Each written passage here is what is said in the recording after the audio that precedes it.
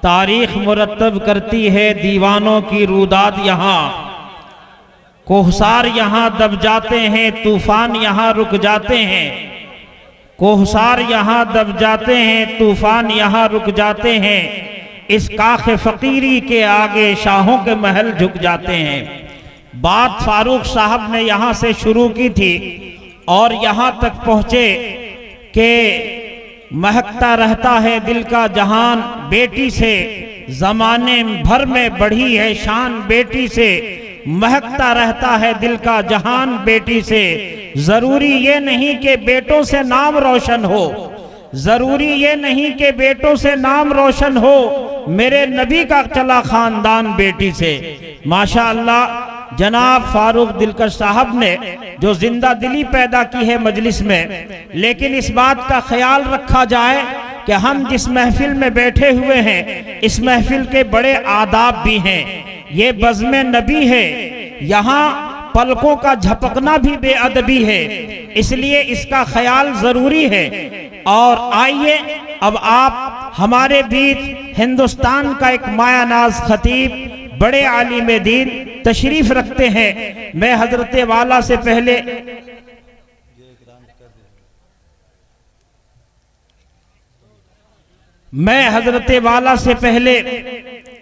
یہ آپ حضرات کے سامنے اس ہر دل عزیز، اس نونہال کو پیش کرنا چاہتا ہوں جس نے اپنی شاعری، اپنی آواز اور اپنے انداز کی بنیاد پر پورے ہندوستان میں اپنی پہچان بنائی ہے۔ کم عمری کے باوجود بڑے بڑوں کو اس نے پیچھے کر دیا ہے۔ میں اس کو آپ کے روبرو پیش کرنا چاہتا ہوں، آپ اس کا کلام سماعت کریں گے، سنیں گے اور آپ کو اندازہ ہوگا اس کی شاعری میں کیسا جادو ہے جو سر چڑھ کر بولتا ہے۔ آپ ذرا ماحول جس طریقے سے بنائے ہیں اس ماحول کو برقرار رکھیں۔ علماء کرام کے ناصحانہ بیانات آپ کو سننے ہیں اور جلسے کا مقصد یہ ہے کہ ہمارے علم میں کچھ زیادتی ہو، علم میں بڑھوتری ہو، ہمارا دماغ روشن ہو، ہمارے قلب میں علم کی روشنی پیدا ہو اور کل سے ہماری زندگی تبدیل ہو جائے۔ یہ ہمارا مقصد ہے، یہ ہمارے جلسے کا مقصد ہے، یہی جلسے کرنے کی وجہ ہے۔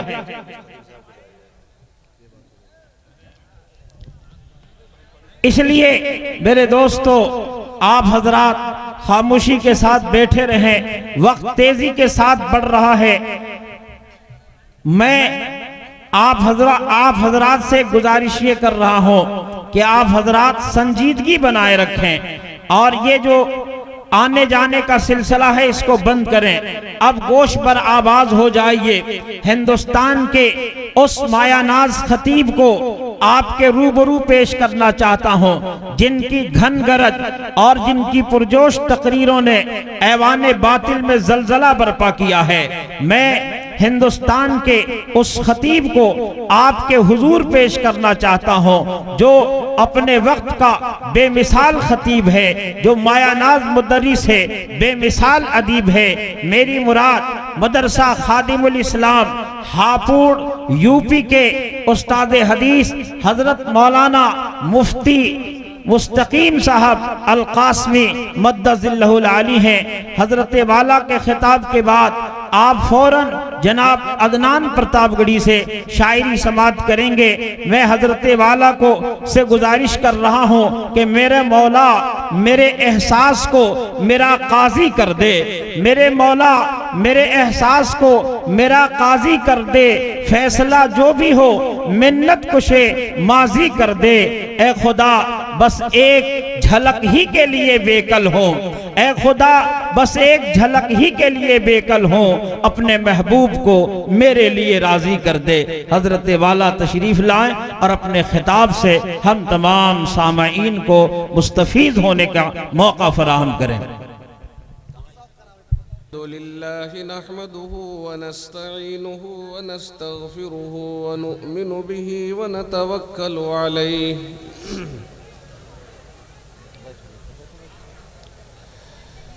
ونعوذ بالله من شرور أنفسنا ومن سيئات أعمالنا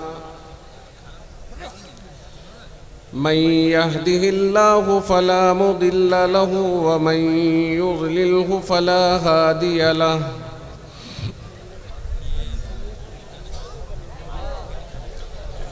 ونشهد أن لا إله إلا الله وحده لا شريك له ونشهد أن سيدنا ومولانا محمدًا عبده ورسوله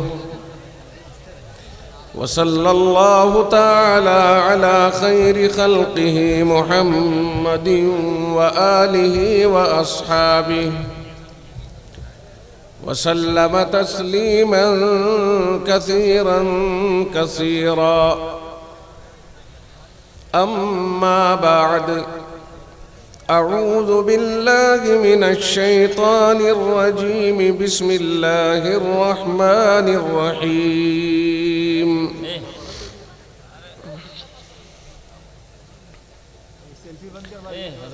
يا أيها الذين آمنوا اتقوا الله ولتنظر نفس ما قدمت لغد واتقوا الله إن الله خبير بما تعملون ولا تكونوا كالذين نسوا الله فأنساهم أنفسهم أولئك هم الفاسقون لا يستوي أصحاب النار وأصحاب الجنة أصحاب الجنة هم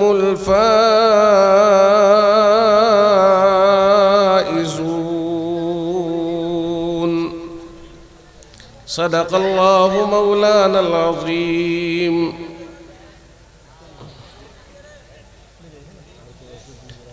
وعن أبي هريرة رضي الله تعالى عنه أنه قال قال رسول الله صلى الله عليه وسلم سبعة يظلهم الله في ظله يوم لا ظل إلا ظله الإمام العادل وشاب نشأ في عبادة ربه ورجل قلبه معلق في المساجد ورجلان تحابا في الله اجتمعا عليه وتفرقا عليه ورجل طلبته ذات منصب وجمال فقال إني أخاف الله ورجل تصدق إخفاء حتى لا تعلم شماله ما أنفق يمينه ورجل ذكر الله خاليا ففازت عيناه أو كما قال عليه الصلاة والسلام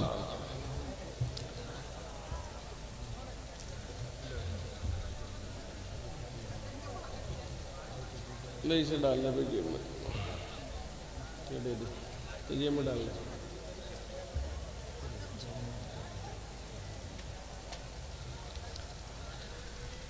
عزیزان ملت نوجوان ساتھیوں پیارے دوستوں اور دینی بھائیوں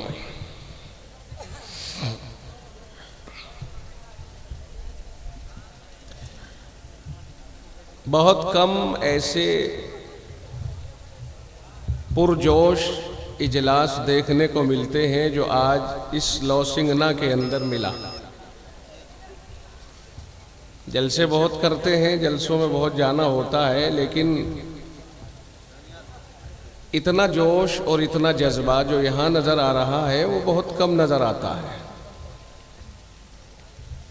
خدا کرے یہ جذبہ عمل میں تبدیل ہو جائے. اور یہ ذہن نشی کر لیجئے کہ مذہب اسلام کی یہ خصوصیت رہی ہے کہ اس کی حفاظت کی ذمہ داری جو اللہ نے لی ہے تو ہر اعتبار سے اس کی حفاظت کی ذمہ داری لی ہے۔ مسلمانوں کی یہ خصوصیت ہے کہ وہ عمل سے اسلام پر جمے رہنے کا ثبوت دیتے ہیں، اور مسلمان ہونے کا ثبوت اپنا نعروں سے نہیں، اچھل کود سے نہیں، بلکہ عمل سے دیتے ہیں، اور یہی مسلمان کی خصوصیت ہے۔ جس وقت وہ اپنی اس خصوصیت سے نکل جائے گا تو فانتظر الساعہ، اب قیامت کا انتظار کرنا، اب یہ دنیا قائم نہیں رہے گی۔ خوب اچھی طرح سمجھ لیں، جس دن مسلمان اپنی ان خصوصیات سے باہر نکل جائے گا، پھر سمجھ لو کہ اب یہ دنیا باقی نہیں رہے گی، یہ دنیا مسلمانوں کے ساتھ جڑی ہوئی ہے، اب اس کے بعد دوسری قوم نہیں آئے گی کہ اس کے ذریعے سے دنیا کو آگے بڑھایا جا سکے۔ اب تو آپ ہی ہیں، اگر ٹھیک رہیں گے تو جب تک ٹھیک ٹھاک رہیں گے یہ دنیا رہے گی، آباد و شاداب رہے گی، اور جیسے ہی مسلمان اپنی خصوصیت سے باہر نکل جائے گا اس کے بعد نہ مسلمان رہے گا نہ ہی یہ کائنات رہے گی۔ اس لیے ذرا ہوش مندی کے ساتھ، جذباتی افراد کو مسلمان نہیں کہتے، مسلمان تو جماؤ والی ایک قوم ہے جو سمندر کی طرح سے جمی رہنے والی اور اپنے اندر ساری چیزوں کو سمو لینے والی ہے۔ سمندر آپے سے باہر نہیں ہوتا، اگر سمندر آپے سے باہر ہو گیا تو دنیا کو نقشے سے مٹا دے گا۔ اس لیے اپنے ہوش و حواس نہیں کھونے چاہیے، اپنے ہوش میں رہنا چاہیے۔ بات توجہ کے ساتھ سننا، میں زیادہ لمبی گفتگو نہیں کروں گا۔ آپ کے وقت کا لحاظ کرتے ہوئے اور آپ کے ذوق کا لحاظ کرتے ہوئے، آپ کا ذوق شاعری کو سننے کا محسوس ہو رہا ہے، ہم زیادہ دیر درمیان میں حائل نہیں ہوں گے۔ اگر ہاں البتہ یہ میری شرط ہوتی ہے کہ تقریر کے دوران اگر کوئی حرکت کرتا ہے تو یہ برداشت نہیں ہوتی ہے۔ اس لیے اگر کسی بھی جانب سے مجھے شور کی آواز آئی، کسی بھی جانب سے بد امنی کی آواز آئی تو میں اس پر نوٹس لیتا ہوں۔ میں صرف بولتا نہیں بلکہ میں اس آواز پر نوٹس لیتا ہوں۔ ہرگز یہ گوارا نہیں ہے کہ آدمی تقریر سنے اور مذاق کا انداز اختیار کرے۔ یہ بہت دھیان کے ساتھ میں سنیے، میں پھر کہتا ہوں کہ میں زیادہ طویل گفتگو نہیں کروں گا، لیکن جتنی دیر میں گفتگو کروں گا آپ کا سکون مطلوب ہوگا۔ اگر سکون کے خلاف آپ نے ذرا بھی حرکت کی تو یہ گوارا نہیں ہوگی۔ بات سمجھ میں آ رہی ہے جی؟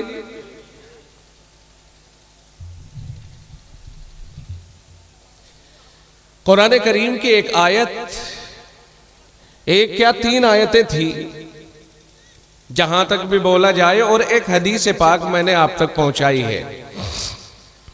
یہ میری کوشش رہے گی کہ جو میں بولوں گا آپ اسے یاد کرنے کی کوشش کریں گے۔ ایک طریقہ تو یہ ہے کہ میں تقریر سناتا جاؤں اور بہت ایک طرف سے سپاٹا بھر لوں اور 10-10 15-15 منٹ میں سانس توڑوں۔ آپ کہیں گے واہ صاحب کیا جوشیلا خطاب ہے اور کیا ہی جمع مردی ہے اور کیا مزہ آیا۔ اور ایک طریقہ یہ ہے کہ میں آپ کو یاد کراتا چلوں، اور یہی میرا مقصد بھی ہے۔ آپ جو بات میں کہوں اس کو یاد کرتے جائیے۔ اگر آپ نے انہیں یاد کر لیا تو یقیناً آپ کو بھی فائدہ ہوگا، اور آپ دوسروں کو بھی ان باتوں کو پہنچا دیں گے اور اس کو بھی فائدہ پہنچا سکتے ہیں، جو ہمارا اصل مقصد ہے۔ امید ہے کہ آپ حضرات میری معروضات کو دھیان سے سنیں گے اور انہیں یاد کریں گے، اور میں آپ سے اس طرح پوچھوں گا جیسے سبق پڑھاتے ہوئے ہم طلباء سے پوچھتے ہیں۔ آپ کو یاد کرنی ہوگی وہ ساری باتیں جو میں آپ کو بتاؤں گا۔ قرآن حکیم کا ترجمہ آپ کے ذہن نشی ہو جائے، قرآن کہتا ہے یا ایھا الذین آمنوا اتقوا اللہ، اے ایمان والو تم اللہ سے ڈرو، اور ایک بار ہی نہیں بلکہ زندگی بھر ڈرتے رہو۔ کبھی بھی آدمی میں غفلت نہیں آنی چاہیے، ہمیشہ اللہ کا ڈر رہنا چاہیے۔ قرآن کریم میں دوسری جگہ فرمایا یا ایھا الذین آمنوا اتقوا اللہ حق تقاتہ، اے ایمان والو تم اللہ سے ایسے ڈرو جیسے ڈرنا چاہیے، جیسے اس سے ڈرنے کا حق ہے۔ اور کب تک ڈرو؟ موت تک ڈرو، وَلَا تَمُوتُنَّ إِلَّا وَأَنْتُمْ مُسْلِمُونَ۔ تمہاری موت جب آئے تو اس حالت میں آئے کہ تم مسلمان بن کر کے مرو، تمہارا اسلام موت تک تمہارے سے جدا نہ ہو۔ اس طرح سے اللہ سے ڈرو۔ اللہ کا ڈر ہی ہمیں اسلام کے اوپر قائم رکھ سکتا ہے، اور اگر ہم غافل ہو گئے تو پھر سمجھ لے کہ ہمارا غفلت کی وجہ سے کیا بنے گا یہ ہم نہیں جان سکتے ہیں۔ جیسا کہ پہلی قوموں کے اندر غفلت آئی اور ان کا بنا جو بنا، بعض قوموں کو اللہ تعالیٰ نے بندر بنا دیا، بعض قوموں کو اللہ تعالیٰ نے ہواؤں کے دوش پر اٹھا کر کے آسمانوں کی طرف بلند کیا، اور پھر زمین پر اس طرح دے مارا جیسا کہ کوئی بڑے بڑے کھجوروں کے تنے پڑے ہوئے ہوں۔ بعض قوموں کو زمینیں پھاڑ کر اس میں گھسا دیا، بعض قوموں کو اللہ نے جبریل امین کے ذریعے چیخ لگوائی اور ان کے کانوں کے پردے اور کلیجوں کو پھاڑ دیا۔ غفلت کا حشر یہ ہوتا ہے۔ اس لیے غفلت سے باہر نکل کر کے اللہ کے خوف اور اس کا استحضار اس طرح ہونا چاہیے کہ جہاں بھی ہم ہیں وہ ہمارے ساتھ ساتھ ہے۔ وَهُوَ مَعَكُمْ أَيْنَمَا كُنْتُمْ، کہیں بھی چلے جانا اللہ ہمیشہ ساتھ ساتھ ہے۔ اللہ ہم سے جدا نہیں ہے، اللہ ہماری ہر نقل و حرکت کو دیکھ رہا ہے، اللہ ہمارے دلوں میں آنے والے خیالات جو گزرتے ہیں اللہ ان سے بھی مطلع ہے۔ خود قرآن کہتا ہے وَلَقَدْ خَلَقْنَا الْإِنسَانَ وَنَعْلَمُ مَا تُوَسْوِسُ بِهِ نَفْسُهُ، کہ ہم نے انسان کو پیدا کیا ہے اور ہم جانتے ہیں ان خیالات کو، ان وسوسوں کو جو اس کے جی میں آتے ہیں۔ برابر والے کو تو نہیں پتا کہ تیرے بارے میں کیا سوچ رہا ہے، مگر رب ذوالجلال ہر وسوسے کو جانتا ہے۔ دیکھو میں مائک والے سے ذرا درخواست کروں، اس کی آواز تو بہت دور تک جا رہی ہے، اور یہ تو شعراء کو دیا کلیجہ کہ وہ اسے لبوں پہ لگا کے زور سے پڑھتے ہیں، انہیں کوئی فرق نہیں پڑتا۔ ہم لوگ جب بولتے ہیں تو مائک بتا دیتا ہے اس میں کیا کمی ہے۔ اب میں بول رہا ہوں، خشکی شروع ہو گئی، گلا خشک ہونا شروع ہو گیا، آپ کی مشین میں سارے بٹن ہیں، آپ اس بٹن کو کم کریے اور وہ بٹن چھوڑیے جو اتنی دور سے آواز کھینچے اور مجھے راحت پہنچائے۔ ہم جانتے ہیں مائکوں کی کیفیات کو، مائک بہت اچھا ہے اور بڑے ماشاءاللہ شوق کے ساتھ ہی آیا ہوا ہے، اور مجھے بڑا اچھا بھی لگ رہا تھا یہ، لیکن یہ کمی جو اس کے اندر ہے، خشکی والی جو خشکی پیدا کر رہا ہے، اینٹھن پیدا کر دی اتنی سی دیر میں، اس لیے اس کی ترتیب کو درست کریں مشین کے ذریعے سے۔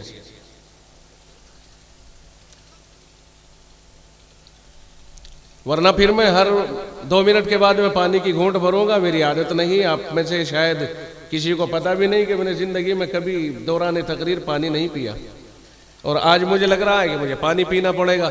اس لیے برائے کرم میں بول رہا ہوں اور وہ اپنی مشین کو حرکت دیتا رہے۔ برائے کرم وہ بھی جانتا ہے، میں بھی جانتا ہوں، مائک بولنا میں جانتا ہوں، چلانا وہ جانتے ہیں۔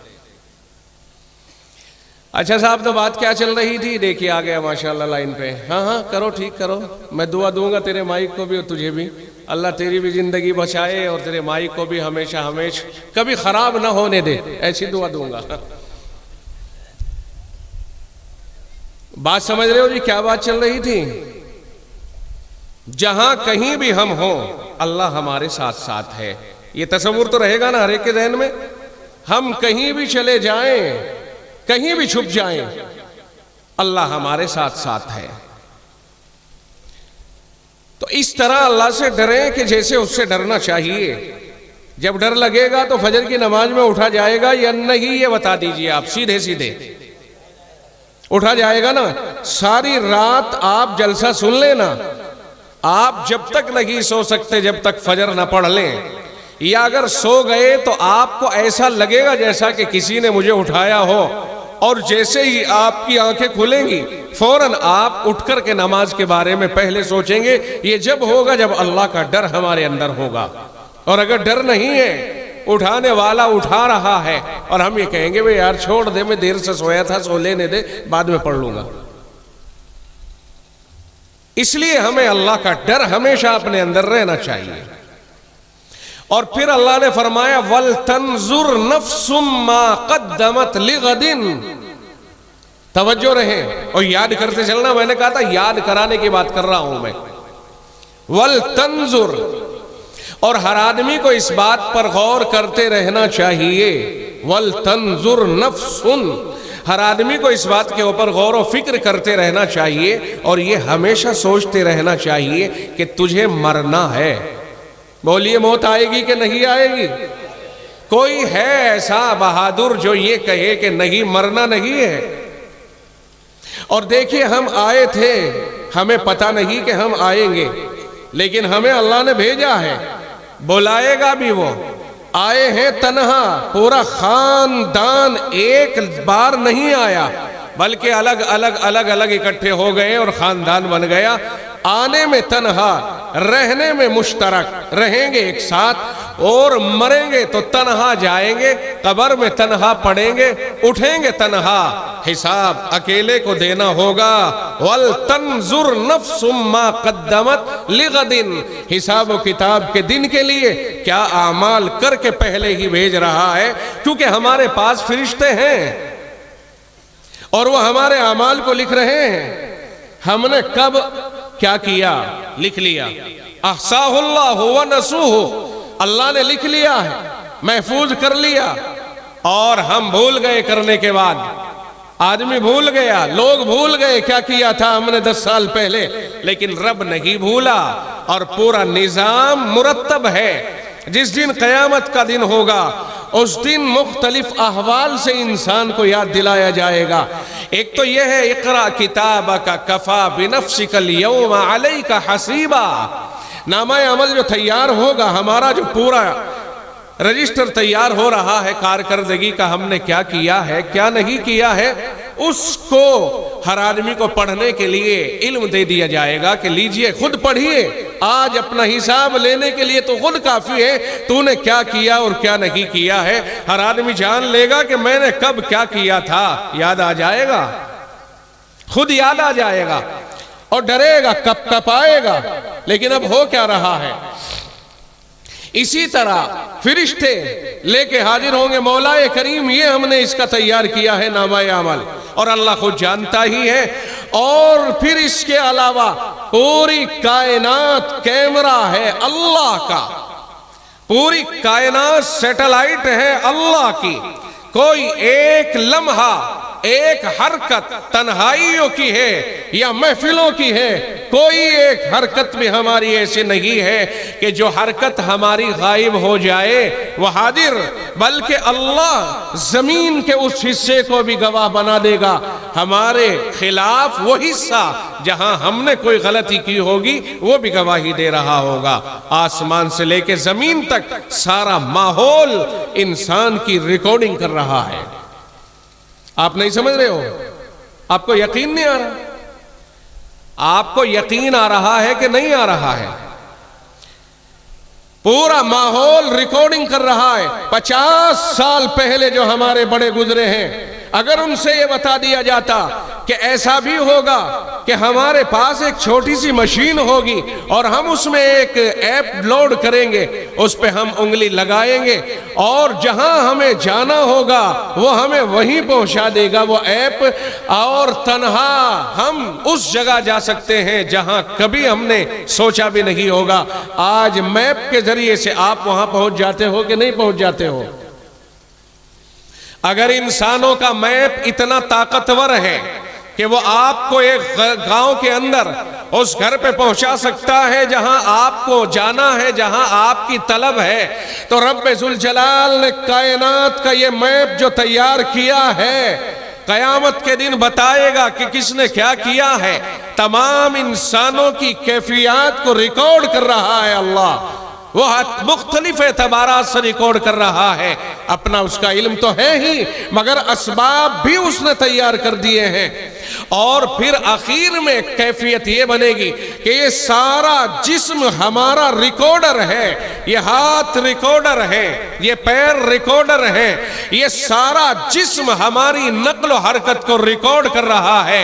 ज़बान से इंसान जिस वक्त में क़यामत के दिन झूठ बोलेगा कि मैंने कोई बुरा काम नहीं किया है, फरिश्तों का रिकॉर्ड रब सामने करेगा, कह देगा इंसान कि मैं क्या जानूं इनको, इन्होंने मेरे खिलाफ खामखा लिख लिया है, इन्हें कोई मुझसे नफरत रही होगी, अगर इन्होंने मुझे करते हुए देखा तो मेरा हाथ पकड़ के मुझे बताते तो सही कि तुम ये काम कर रहे हो, ऐसा तो मैं भला तेरे खिलाफ कैसे ये कदम उठाता मौलाए करीम। तो अल्लाह ताला इस जबान को बंद कर देगा, वो कादिर है हर चीज के ऊपर। जबान बंद हो गई और सारे जिस्म को हुक्म मिल गया, पूरा जिस्म बोलता है, उंगलियां बोलती हैं, हाथ बोलता है, ये सारा ये पूरा जिस्म, पेशाब गाह, आंखें, कान, जो सुना गलत वो सारी चीजें उगल रहे हैं। आखिर में जब सारा जिस्म गवाही दे चुका होगा, अब जबान के ऊपर से जो कंट्रोल अल्लाह ने कर लिया था वो उठा लिया जाएगा। अब जबान खुलेगी। कुरान की दूसरी आयत कहती है यौम तशहदु अलैहिम अलसिनतुहुम, अब जबान भी इस बात की गवाही दे देगी कि जो जिस्म कह रहा है वो सच कह रहा है कोई जो किसी भी एतबार से बुराई करे और छुप जाए या बुराई को छुपा ले या किसी भी एतबार से अल्लाह की पकड़ उसकी ताकत से बच जाए, नहीं बच सकता। रब कहता है या माशरल जिन्नि वल इंस इन इस्तताअतुम अन तनफुजू मिन अक़तारि समावाति वल अर्दि फनफुजू ला तनफुजून इल्ला बिसुल्तान। फरमाया ओ जिन्नात तो इंसान की जमात, अगर तुमसे हो सके, यानी अल्लाह ये फरमाना चाहता है, बता रहा है कि तुम अगर हमारी पकड़ से बच सकते हो, तुम्हारे जहन में ये बात हो कि तुम हमसे बच जाओगे, तो तुमसे अगर हो सके तो दुनिया में तजर्बा करके देख लो। जाओ, ये आसमान और जमीन के किनारे हैं, अगर तुम इनसे बाहर निकल सकते हो हमारी पकड़ से तो जाओ। अभी तो तुम में जान है, ताकत है, अभी तो सारी दुनिया में तुम्हारे वसाइल हैं, जाओ निकल के देखो। आसमान और जमीन के किनारों से बाहर नहीं निकल सकते हो, निकलने के लिए ताकत चाहिए और वो ताकत और जोर तुम्हारे अंदर नहीं है। इसलिए कौन बच सकेगा अल्लाह से? इसलिए हमें महफिलों में हो या मैदानों में, तन्हाइयों में हो या साथियों के दरमियान, हमेशा हमें अपने रब को नहीं भूलना चाहिए। हम हमेशा अपने रब के साथ, अपने रब के ताबे हैं और असल एहसान हमारे ऊपर हमारे रब ही का है। ये रिश्ते जो हमारे चल रहे हैं टूट जाएंगे, क़यामत में कोई रिश्ता नहीं होगा। रब कहता है फ़इज़ा नुफ़िख़ फ़िस्सूरि फ़ला अंसाब बैनहुम यौमइज़िन वला यतसाअलून। क़यामत का सूर फूंका जाएगा, वो बिगल बजेगा, वो सलसला आएगा, दिन रात सब खत्म हो चुके होंगे, आसमान और जमीन सब खत्म हो चुके होंगे, रब के सामने सारी कायनात को इकट्ठा किया जाएगा।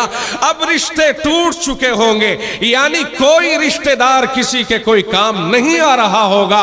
हद ये होगी युबस्सरूनहुम, एक दूसरे के सामने कर दिए जाएंगे कि अगर किसी में ताकत है तो इसका साथ दे दे, लेकिन कोई ऐसा नहीं होगा।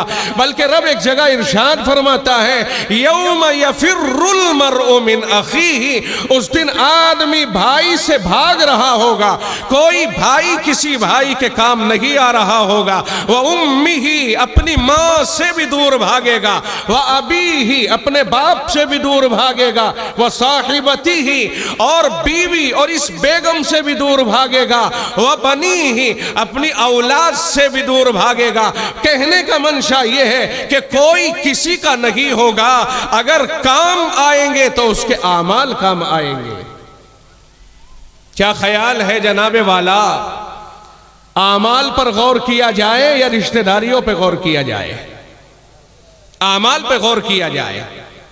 قیامت کا دن انتہائی خطرناک ترین دن ہوگا، وہاں کسی کو مفر نہیں ہوگا، گرمی انتہائی شدت کی ہوگی، لوگ گرمی کی وجہ سے پسینوں میں ڈوب جائیں گے اپنے اعمال بد کی بقدر، کوئی ٹخنوں تک، کوئی گھٹنوں تک، کوئی ناک تک، کوئی سینے تک، کوئی یہاں تک لبوں تک اپنے پسینوں میں ڈوبا ہوا ہوگا۔ اس دن کوئی کسی کا نہیں ہوگا۔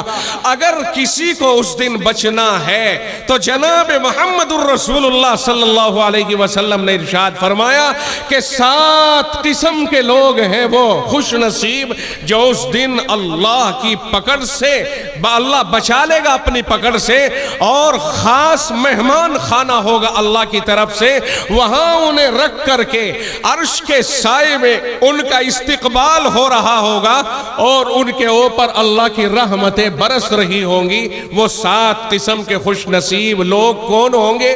میں آپ کو وہ 7 قسم کے لوگ یاد کرا دیتا ہوں، مجمع عام ہے، امید ہے کہ انشاءاللہ آپ انہیں یاد کر لیں گے۔ میں نے آپ کے سامنے کیفیت بتائی کہ ہمارے اعمال پر ہماری پکڑ ہوگی۔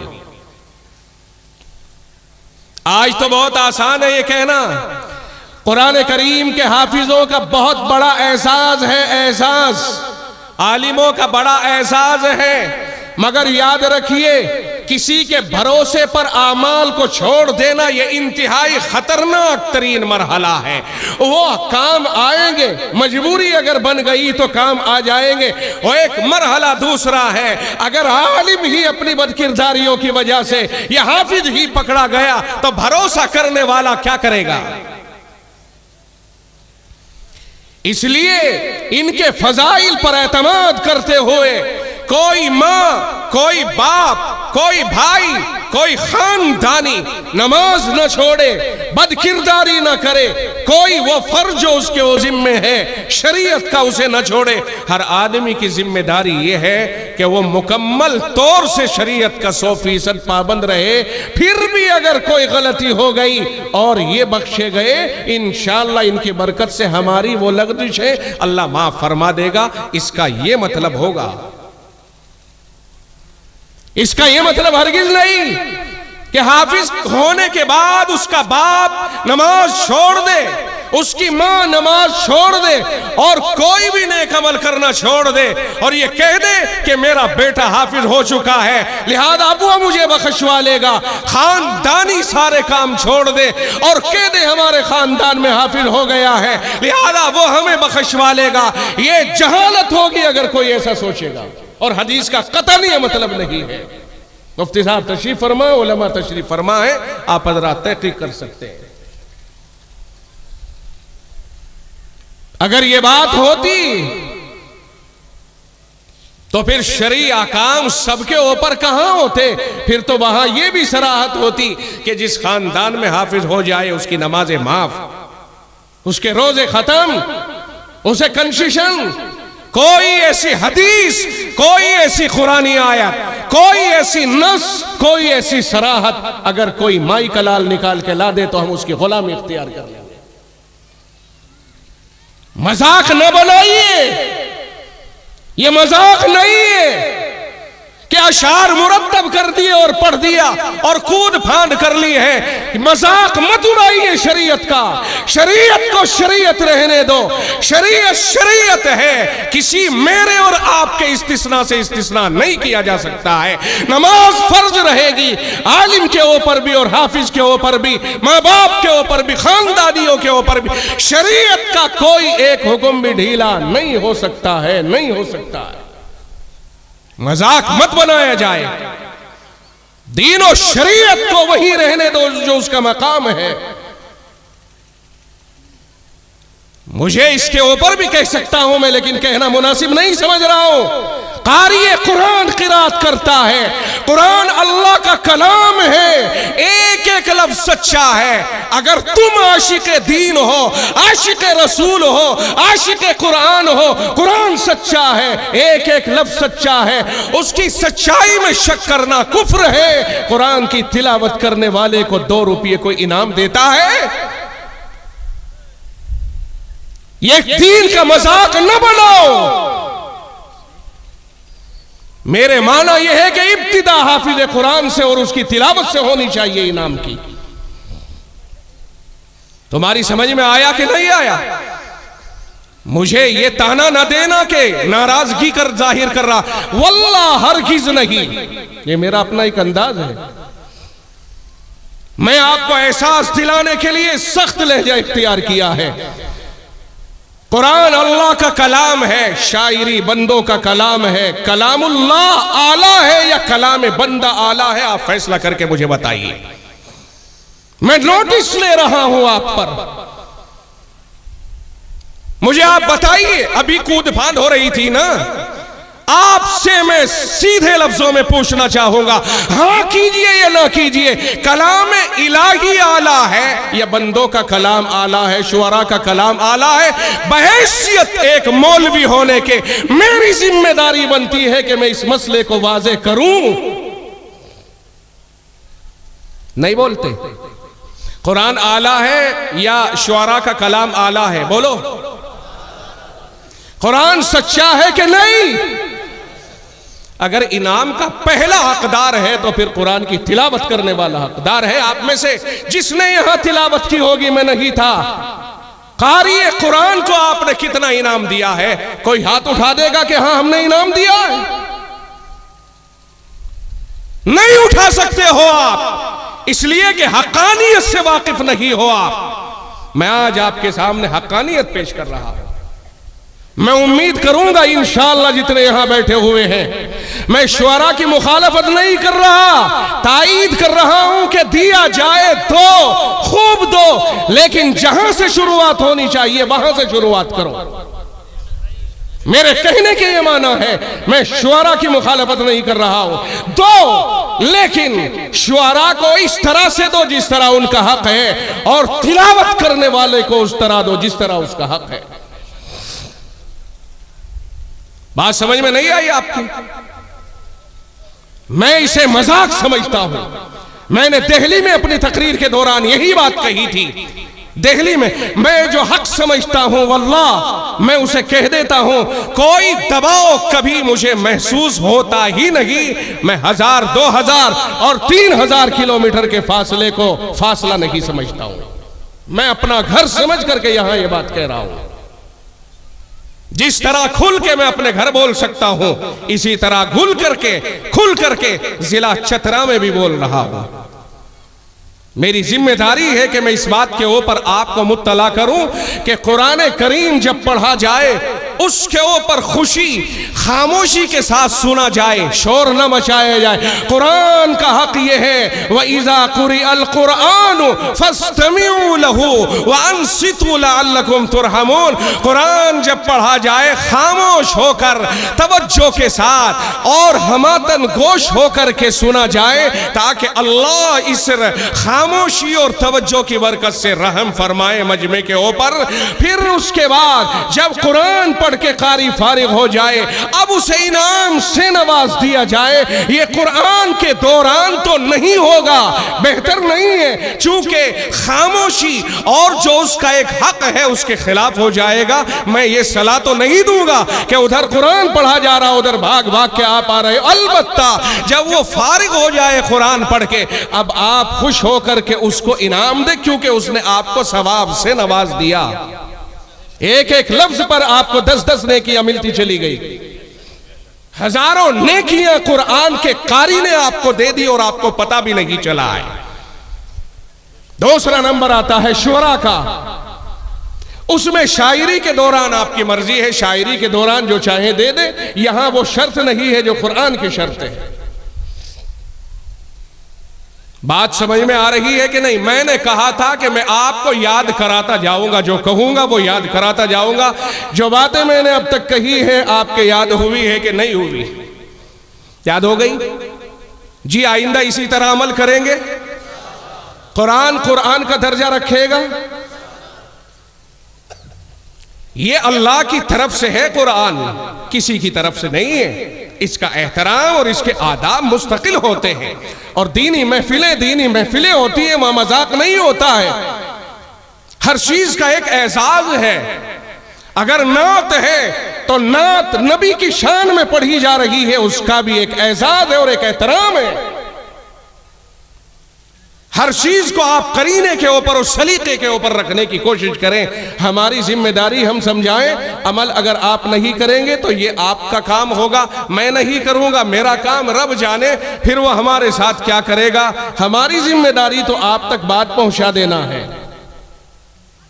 میں نے کہا تھا قیامت کا دن بہت سخت ہوگا، اور اتنا سخت ہوگا کوئی تصور نہیں کر سکتا ہے۔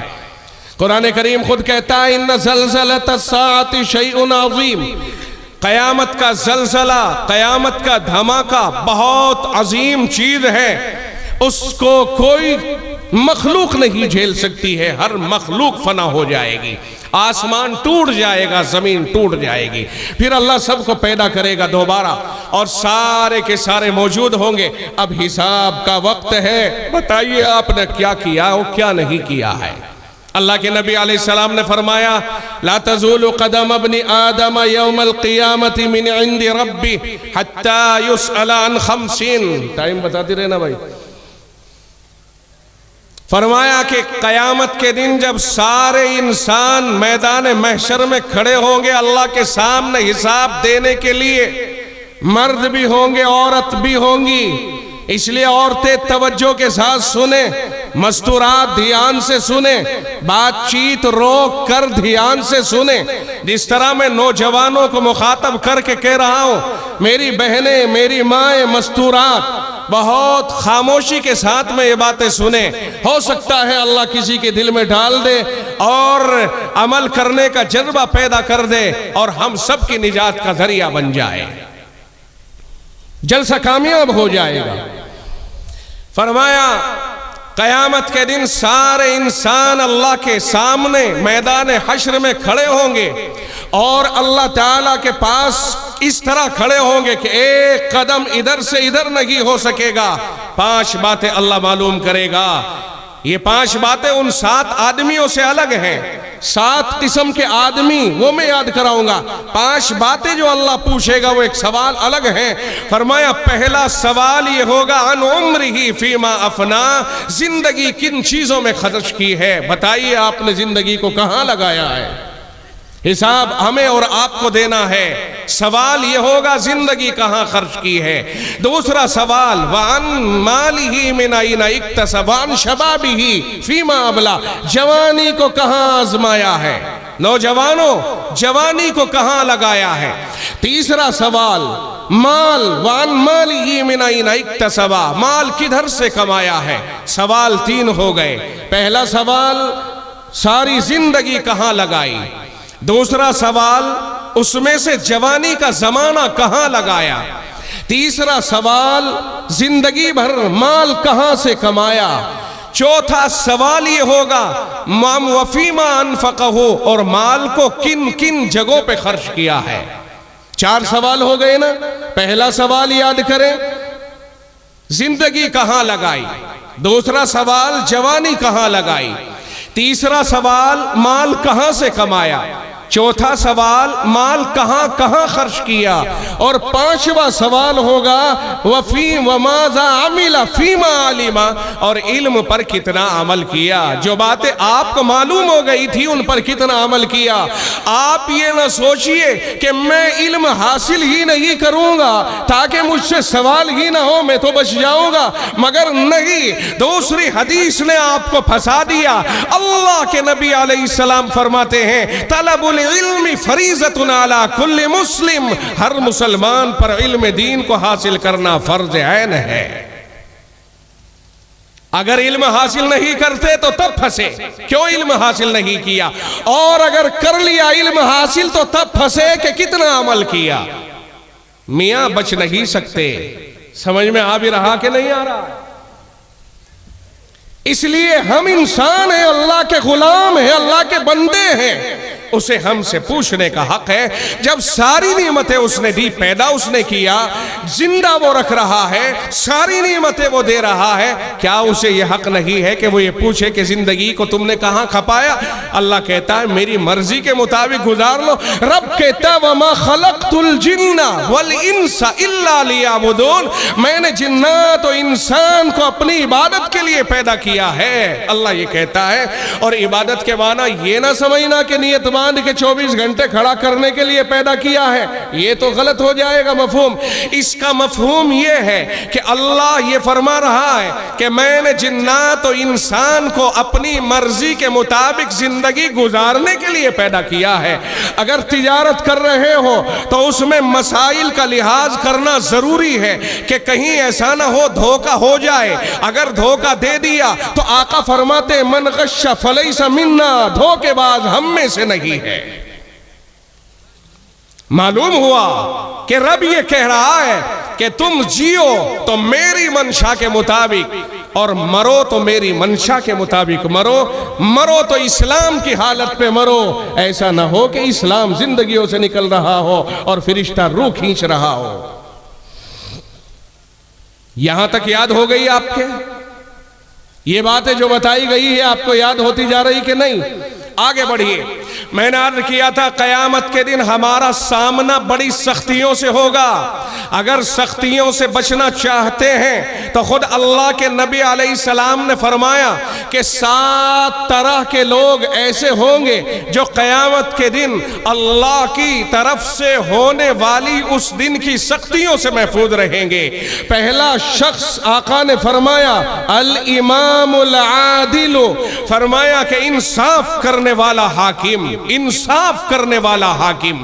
اللہ کے نبی علیہ السلام نے پہلے نمبر پر انصاف کرنے والے حاکم کے بارے میں فرمایا، کیونکہ حاکم ایک ایسا شخص ہوتا ہے کہ اگر وہ انصاف پر آ جائے تو پوری سلطنت، پوری حکومت، پورا ملک ایماندار بن سکتا ہے، انصاف ور بن سکتا ہے، ماں باپ کا فرما بردار بن سکتا ہے، پڑوسیوں کے حقوق کو ادا کرنے والا بن سکتا ہے، یعنی پوری شریعت پر عمل کرنے میں پورا ملک کردار ادا کر سکتا ہے۔ شرط یہ ہے کہ حکومت کرنے والا انصاف کرنے والا ہو۔ بات سمجھ میں آ گئی جی؟ اگر حاکم انصاف ور ہوگا تو حکومت بھی انصاف کے ساتھ چلے گی، اور حاکم ہی بے ایمان ہوگا تو حکومت بے ایمانوں کی ہو جائے گی۔ اس لیے آقا نے سب سے پہلے حکومت کرنے والوں کو لیا ہے کہ اگر حاکم، بادشاہ، وزیر اعظم، فلاں و فلاں جو بھی عہدیدار دنیا میں ہیں، لا الہ الا اللہ پڑھنے والوں کو خطاب کیا جا رہا ہے، کیونکہ قیامت میں صرف لا الہ الا اللہ محمد الرسول اللہ صلی اللہ علیہ وسلم اس کلمے کے پڑھنے والے اور اللہ کی مرضی پر عمل کرنے والے ہی بچ سکیں گے، اس کے علاوہ کوئی نہیں بچ پائے گا، یہ طے ہے۔ کیا فرمایا؟ الامام العادل، انصاف کرنے والا حاکم۔ اور اس میں صرف حاکم ہی نہیں بلکہ اس کا مفہوم علماء نے بڑھایا، وسیع کیا کہ حاکم کو تو پہلی فرصت میں اس لیے کہا گیا کہ سب سے بڑا ہوتا ہے وہ، اگر وہی حاکم انصاف پہ آئے گا تو نیچے والوں کو انصاف کرنا آسان ہو جائے گا، مگر اس میں ہر وہ آدمی مراد ہے کہ جس کی ذمہ داری میں کچھ آتا ہو۔ مثال کے طور پر اگر کوئی گاؤں کا پردھان ہے، گاؤں کا مکھیا ہے، وہ انصاف نہیں کرتا، وہ بھی اس پکڑ میں آ رہا ہے۔ اگر باپ ہے اپنی اولاد میں نیچے اپنے گھر میں انصاف نہیں کرتا ہے، وہ اس میں آ رہا ہے۔ خاندان کا چودھری ہے، اگر وہ انصاف ور نہیں ہے، وہ بھی اسی میں آ رہا ہے۔ اگر مجمع عام میں فیصلہ کیا جا رہا ہو اور کسی کو ایک آدمی کو منصف بنا دیا جائے، انصاف کرنے والا وہ انصاف نہیں کرتا، وہ بھی اس پکڑ میں آ رہا ہے۔ تو انصاف کرنے والا جس کے ہاتھ میں ذمہ داری ہے اور وہ انصاف نہیں کرتا، اس کی ذمہ داری بنتی ہے کہ وہ اس حدیث پر غور کرے۔ اگر اسے قیامت کے دن اللہ کے نبی نے فرمایا سبعۃ یظلھم اللہ فی ظلہ یوم لا ظل الا ظلہ، 7 قسم کے آدمی وہ ہوں گے، چاہے مرد ہو یا عورت، 7 قسم کے وہ ہوں گے کہ اللہ ان کو اپنے عرش کے سائے میں جگہ عطا فرمائے گا۔ اس دن جس دن اللہ کے عرش کے سائے کے علاوہ کوئی سایہ نہیں ہوگا، اس میں پہلے آدمی کا انتخاب کیا، فرمایا الامام العادل، انصاف کرنے والا حاکم، ذمہ دار، جو اپنے ماتحتوں پہ انصاف کرنے والا ہو۔ جس کے ماتحت کوئی آتا ہے وہ انصاف اگر نہیں کرتا ہے تو حدیث کے مطابق اسے اللہ کے عرش کا سایہ نہیں ملے گا، سختیوں کا سامنا کرنا پڑے گا۔ اب ہم پورے مجمع عام کے اندر ہر آدمی غور کرے کہ جہاں جس کو کہیں ایسی ذمہ داری مل جائے جہاں 2 آدمی 4 آدمی اس کے ماتحت ہیں، اگر وہ ان میں انصاف نہیں کرتا ہے تو پھر سمجھ لینا کہ ہمارے ساتھ کیا ہونے والا ہے۔ انصاف، اگر شوہر اپنی بیوی کے اوپر ذمہ دار ہے، قوام ہے، اس کا شوہر ہے، اگر بیوی کے ساتھ انصاف نہیں کرتا ہے قیامت کے دن پکڑا جائے گا۔ اگر 2 بیویاں ہیں، انصاف نہیں کرتا ہے قیامت کے دن پکڑا جائے گا۔ اگر بیوی کا حق ادا نہیں کرتا ہے، انصاف ور نہیں، پھر وہ ظالم ہے، قیامت کے دن اس کو پکڑا جائے گا۔ اس لیے شوہر بیویوں کے بارے میں جو بے اعتدالیاں کرتے ہیں، جو بدتمیزیاں کرتے ہیں، جو ان کے ساتھ سختیاں کرتے ہیں، جو مار دھاڑ کا معاملہ کرتے ہیں، جو گالم گلوچ کا معاملہ کرتے ہیں، ان کا دل توڑتے ہیں، ان کی ہتک کرتے ہیں، ان کے ساتھ بے عزتی کا معاملہ کرتے ہیں، وہ انصاف ور نہیں، ظالم ہے، قیامت کے دن ان کو پکڑا جائے گا۔ بات سمجھ میں آئی کہ نہیں آئی؟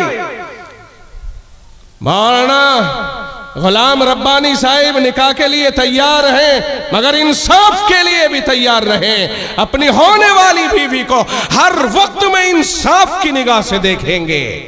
اگر بے انصافی ہو تو پھر اللہ کے یہاں پکڑ کا اندیشہ ہے۔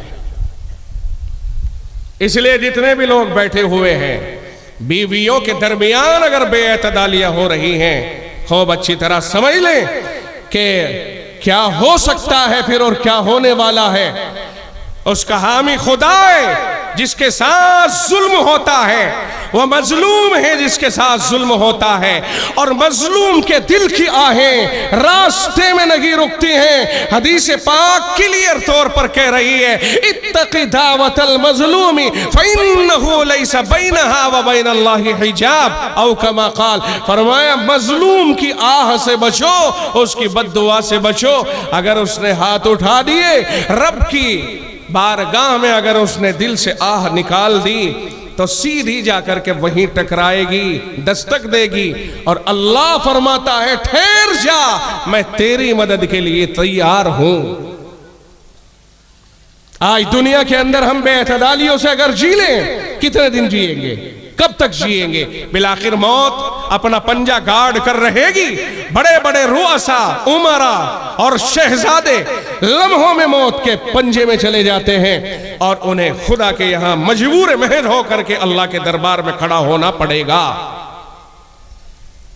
پہلا شخص کون ہو گیا جی؟ یاد کرو، پہلا شخص وہ ہے جو انصاف کرنے والا حاکم ہے، انصاف کرنے والا ذمہ دار۔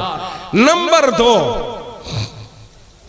وَشَابٌ نَشَأَ فِي عِبَادَةِ رَبِّهِ، فرمایا وہ جوان جو اپنے رب کی عبادت میں جوان ہوا، پلا، اپنے رب کی عبادت کرتے کرتے جوانی پہ دہلیز پہ قدم رکھا اور پھر جوان ہو گیا اور عبادت ہی کرتا رہا موت تک، فرمایا وہ جوان بھی اللہ کے یہاں پر عرش کے سائے میں ہوگا قیامت کے دن۔ کیا سمجھے ہو آپ اس سے؟ وہ جوان یعنی جوانی جوانی آتی جا رہی ہے، جوان ہوتا جا رہا ہے، میری طرف توجہ رکھیے، جوان ہوتا جا رہا ہے، اور اس کی جوانی کا زمانہ جو جوانی کی دہلیز پر قدم رکھا اس نے، وہ ہے کہ جس میں وہ اللہ کی عبادت کرتا کرتا جوان ہو رہا ہے۔ اللہ کے نبی علیہ السلام نے فرمایا ایسے جوان کو اللہ تعالیٰ قیامت کے دن اپنے عرش کے سائے میں جگہ عطا فرمائے گا۔ کون جوان ہے جو اللہ کے عرش میں، اللہ کے عرش کے سائے میں جگہ حاصل کرنا چاہتا ہے قیامت کے دن؟ ہاتھ اٹھا کر کے بتائیے۔ اللہ آپ کو اور ہم سب کو اپنے عرش کے سائے میں جگہ عطا فرمائے۔ آپ اندازہ لگائیے اس کا، اگر حدیث پاک کے ان الفاظ پر غور کیا جائے تو پھر اگر میں چھاننے لگوں اور تجزیہ کرنے لگوں کہ آقا تو یہ فرما رہے ہیں نا، وہ جوان جس کی جوانی کا قدم جوانی میں رکھا گیا اور عبادت کے دوران عبادت کرتا رہا، اس سلسلے میں اگر غور کریں تو جو مدرسوں میں پڑھنے والے بچے ہوتے ہیں وہ اس کے سب سے پہلے حقدار ہوتے ہیں۔ آپ غور کر لیجئے، میں طرفداری ہرگز نہیں کر رہا ہوں، میں آپ کے مقابلے پر انہیں ترجیح دینے کی بات نہیں کر رہا ہوں، لیکن عام طور سے ایسا ہوتا ہے کہ مدرسوں میں بچہ بچپن میں جاتا ہے، 8-10 سال کا چلا جاتا ہے، بالغ ہونے سے پہلے پہلے اس کا استاد اسے قرآن شریف ہاتھ میں دیتا ہے، اللہ کا کلام سارا دن پڑھتا ہے، صبح اٹھتا ہے اللہ کا قرآن پڑھتا ہے، ایک ایک حرف پر 10-10 نیکیاں حاصل کرتا ہے، پھر سوتا ہے قرآن پڑھتا ہوا، یہاں تک کہ بالغ ہوا قرآن پڑھتا ہوا، نمازی بن گیا، جوانی آنے سے پہلے جوان ہوا، نماز پڑھتا ہوا، نیکیاں کرتا ہوا، اس کی نیکیوں کی فہرست اتنی طویل ہے آپ شمار کرنا چاہیں نہیں کر سکتے ہیں۔ یہ مدرسوں میں پڑھنے والے الحمدللہ ثم الحمدللہ اس حدیث کے سب سے زیادہ مضبوط اور اتم درجے میں مصداق بنتے نظر آ رہے ہیں۔ میں خوشی کی خبر دیتا ہوں ان مدرسے کے بچوں کو کہ ان کا درجہ اس حدیث کے مطابق پہلا ہے، کیونکہ انہیں جوان ہونے سے پہلے ہی عبادت پر ڈال دیا جاتا ہے۔ بات سمجھ میں نہیں آئی؟ باقی اس کے علاوہ جو امت میں جوان ہیں اگر سلیم التباہ ہے پہلے سے تو الگ بات ہے، ورنہ جوان ہو گیا، گنڈے دار نماز کبھی پڑھ لی، کبھی جمعہ پڑھ لیا، کبھی ہاتھ آ گئی کبھی نہیں آئی، گالیاں دیتا ہے، بکواس کرتا ہے، گٹکا خوری کرتا ہے، نشہ کرتا ہے، فلاں کرتا ہے، فلاں کرتا ہے، یہ سارے کام دوسرے جوانوں میں زیادہ پائے جاتے ہیں، اور مدرسے کے بچے الحمدللہ ان چیزوں سے کوسوں دور ہوتے ہیں۔ اس لیے اس حدیث کے مطابق عرش کے سائے میں جگہ حاصل کرنے والے مدرسے کے بچے مقدم رہیں گے۔ 2 ہو گئے جی۔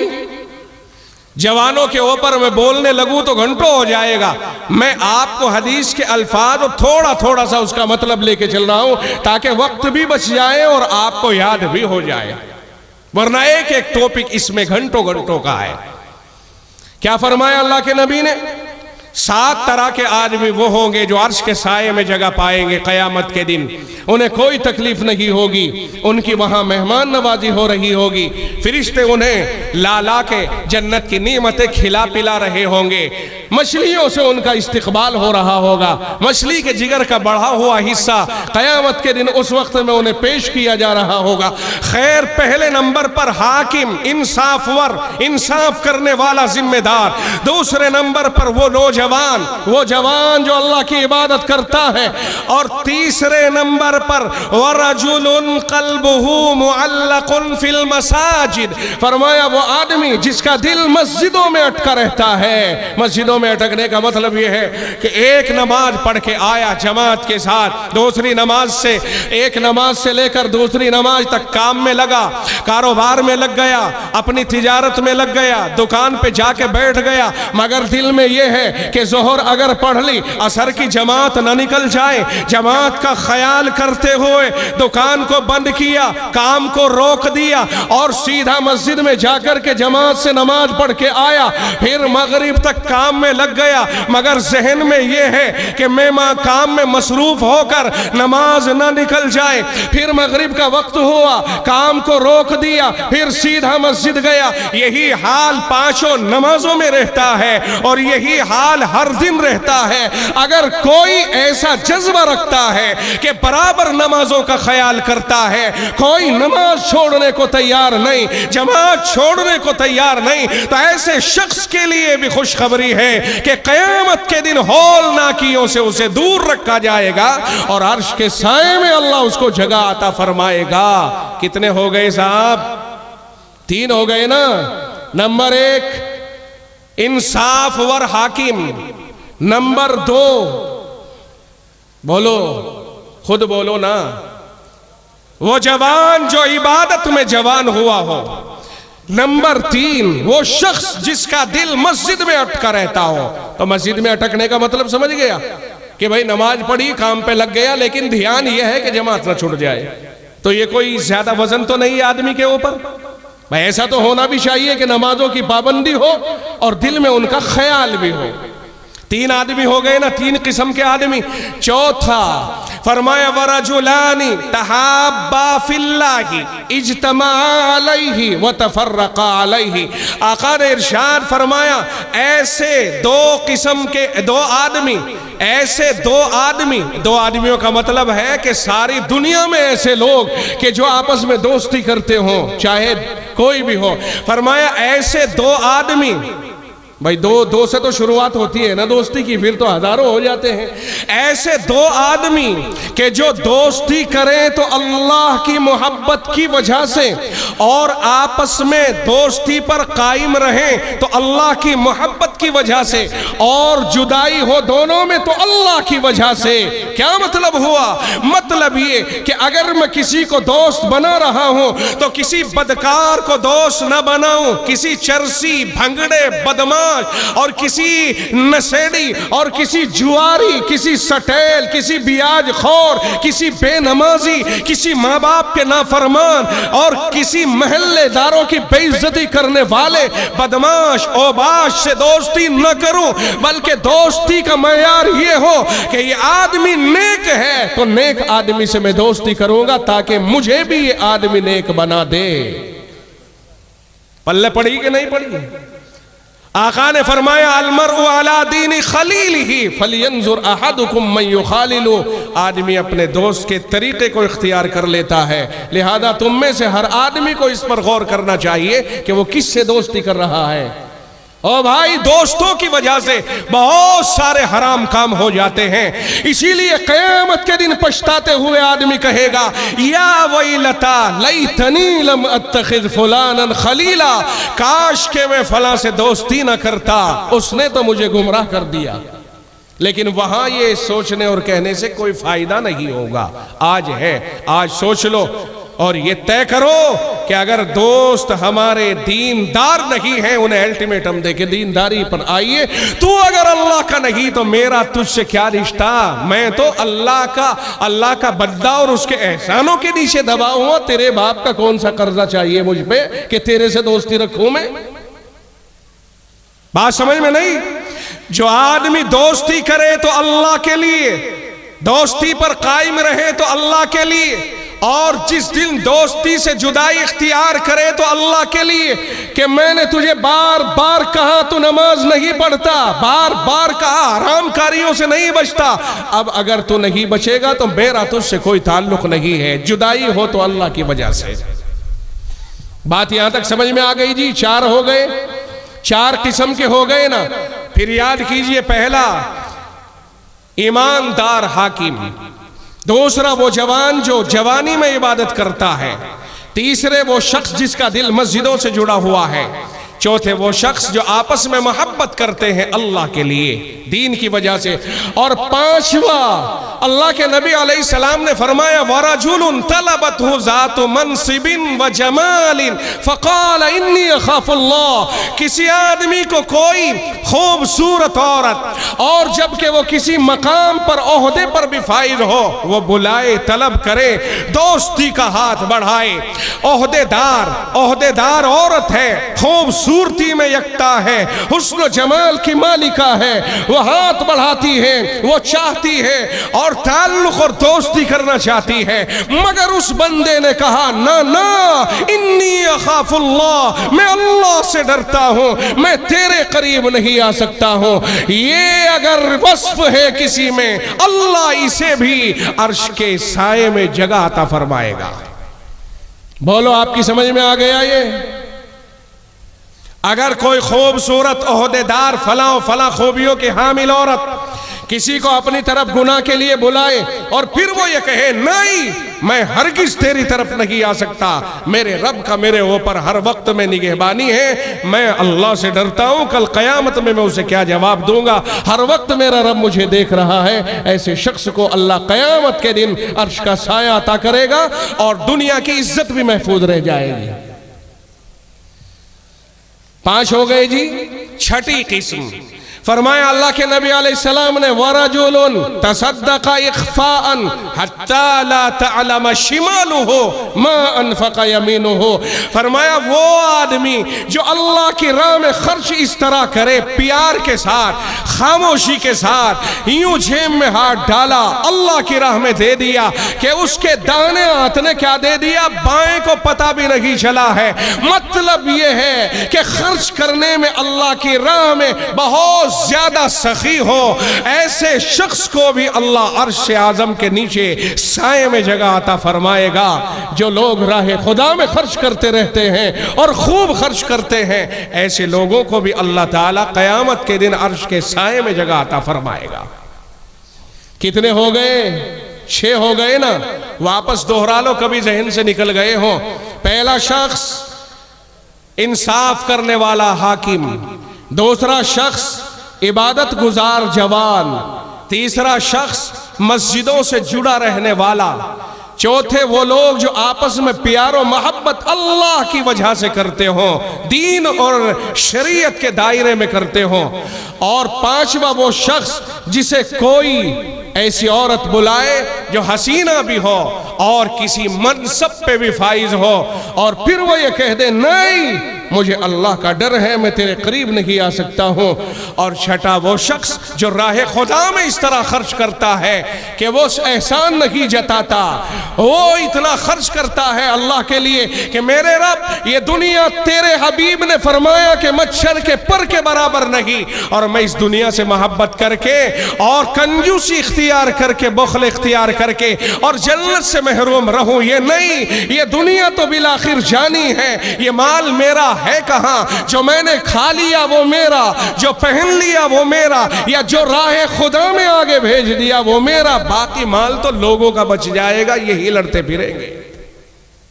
باقی مال بچ گیا نا، سب دنیا میں رہ جائے گا، اور ہمارے نام پر کوئی خرچ کرے چارانے کوئی ضروری نہیں ہے۔ اور امید بھی مت رکھیو کہ مال چھوڑ کے جا رہے ہیں میرے بچے میرے لیے مدرسے میں کمرہ بنائیں گے، مسجد بنوائیں گے، تو بڑا خرچ کریں گے۔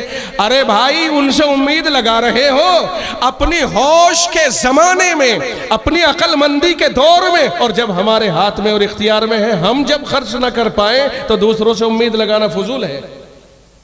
آج آپ خرچ کر سکتے ہو راہ خدا میں اور نہیں کر رہے ہو، اور اولاد پہ اور بعد والوں پہ امید رکھ کر کے بیٹھ جاؤ، میں سمجھتا ہوں یہ غلط فہمی ہے۔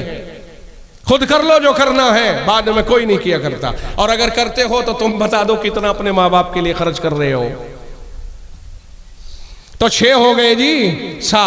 7 نمبر 7 وَرَجُلٌ ذَكَرَ اللَّهَ خَالِيًا فَفَاضَتْ عَيْنَاهُ، فرمایا کہ ایک وہ آدمی کے تنہائی میں بیٹھا اللہ کا دھیان کر رہا ہے، اللہ کو یاد کر رہا ہے، میرے پروردگار کائنات تیری، میرا اس میں کیا ہے، میرے پروردگار ہزاروں احسانات تیرے، میں اس لائق کہاں تھا، میرے پروردگار میں تیرا بندہ مگر بڑی نافرمانیاں کرتا ہوں، میرے رب تو نے مجھے معاف نہیں کیا تو بڑا خسارہ ہے، مجھے کون بچائے گا تیری پکڑ سے، اور تنہائی میں دل بھر آیا، آنکھیں رو پڑی، میرے رب مجھے معاف کر دے، آئندہ تیری نافرمانی نہیں کروں گا۔ اللہ کے نبی نے فرمایا کہ ایسے آدمی کو بھی اللہ قیامت کے دن عرش کے سائے میں جگہ عطا فرمائے گا۔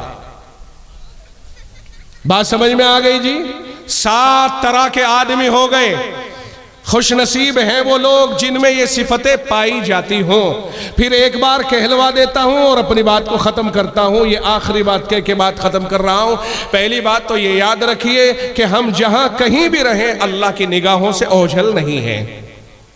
چھوٹا گناہ یا بڑا گناہ اللہ بھولتا نہیں ہے، اور اللہ ہر طرح پکڑنے پہ قادر ہے، اور ہمارا پکڑ کے وقت میں کوئی ساتھ نہیں دے سکتا ہے۔